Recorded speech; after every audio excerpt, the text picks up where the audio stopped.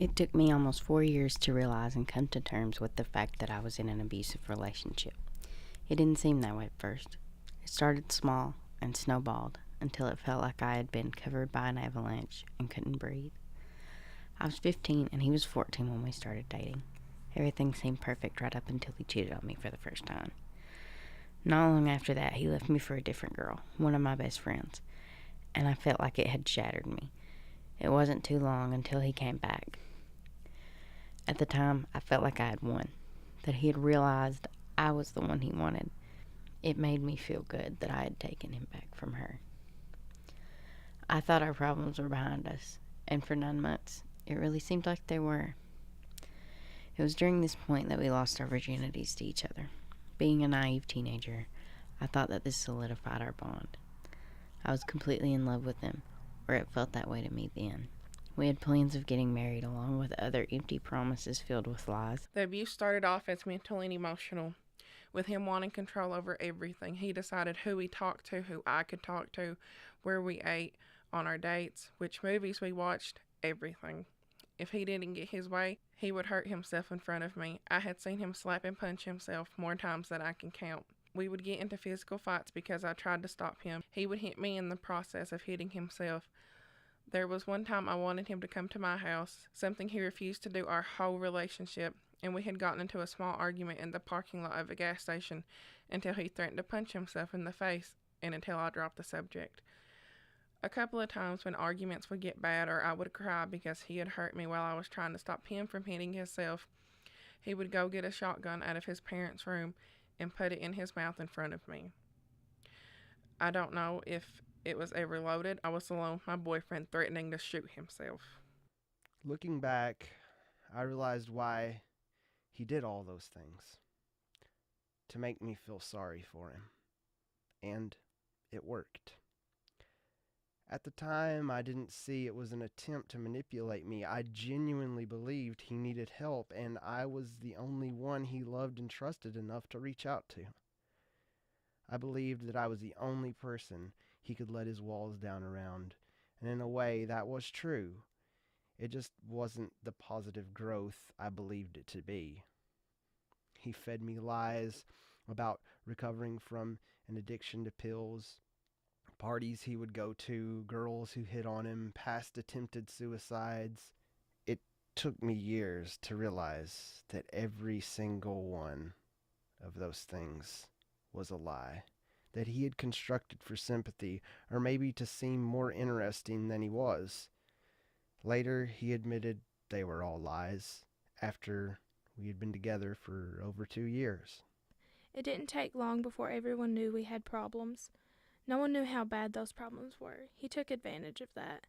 He would tell everyone that I was suicidal, jealous, and crazy, leaving out every bad thing he did to me. He would tell me that I could never do better, that all my friends were only my friends because they felt sorry for me. He said he could have a new girlfriend in a week, and that I would be forever alone. He knew all my fears, all my anxieties, and weaponized them against me. Every opportunity he had to break me down, he took it. It didn't take long for the abuse to transition from violence against himself to violence against me.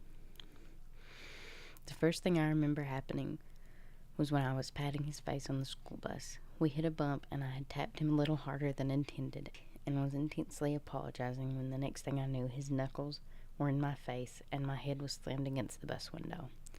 I don't know how long he pressed my face against the corner of the seat and window. I remember him saying, "Don't you ever do that to me again," before finally relieving the pressure. There was also the time I got my belly button pierced and he elbowed me in the stomach the very same day. He would accidentally hit me so much that the piercing migrated and it had to be taken out. To this day, I have a weird-looking scar from it. Violence became an occasional visitor to our relationship, barging in when I had caught him cheating, threatened to leave, or any time he thought he could regain control of me with it. There was at least a dozen girls he would cheat on me with, and this became the biggest battle for control in our relationship. I honestly can't count how many times I had caught him red-handed. It would be walking up on them hugging at school, hearing it from trusted friends, reading messages they had sent each other, or hearing voicemails he had left for them. His first response to being confronted was always anger. I was the crazy one. It was my fault for being a snoop. Whatever he could think of to shift the blame off himself. It wasn't until he had either physically hurt me or I was just in hysterics from the arguments that he would become apologetic. He was a master manipulator, and even though I always knew that it would happen again and the cycle would repeat, there was always that little voice in the back of my head. He needs me. What if he kills himself? What if I never find anyone else? What if this is what I deserve? He always seemed like he genuinely felt bad that he wanted to change. That this would be the last time. He would always say that 10 years from now, we would be married and he wouldn't even remember these girls. None of it was real. Sometimes he went back to cheating the very same day I had caught him. In a twisted way, it made me feel strong to be able to withstand it all. It felt like if I could just make it through to the other side of whatever he was going through, then he would realize that I'd always been there for him.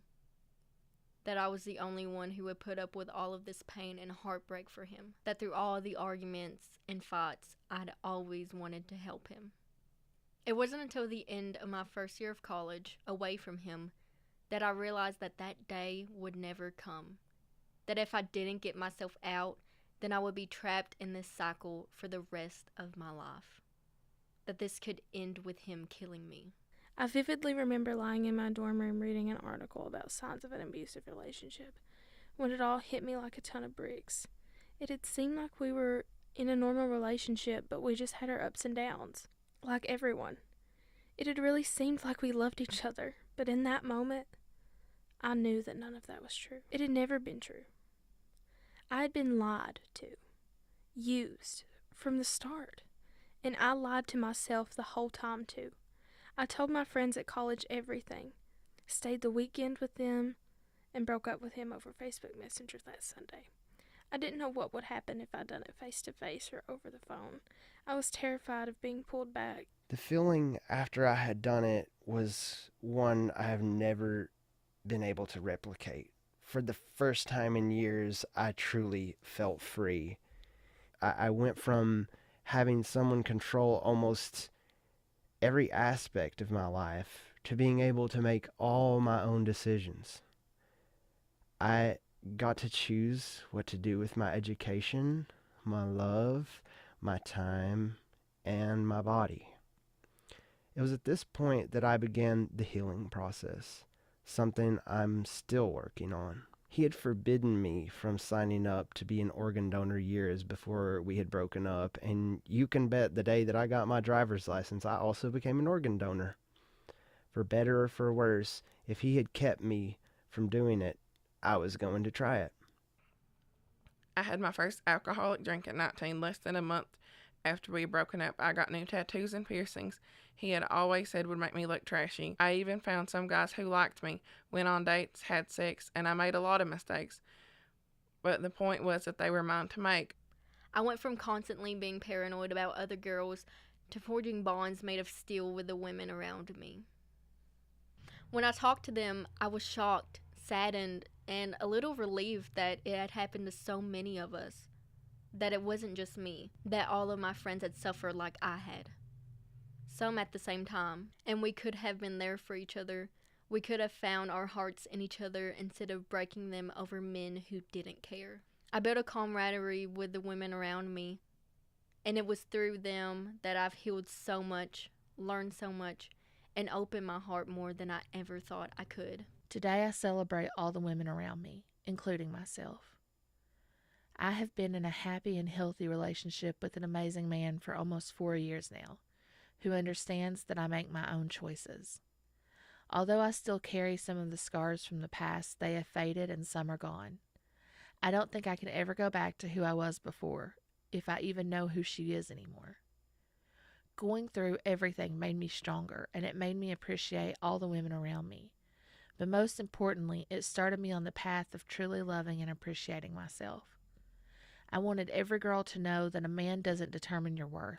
No partner does. And it's never too late to regain control over you. It's your body, your heart, your mind, and you deserve better, just like I did. When I broke that bond with him, I built one with myself, one that can never be broken again.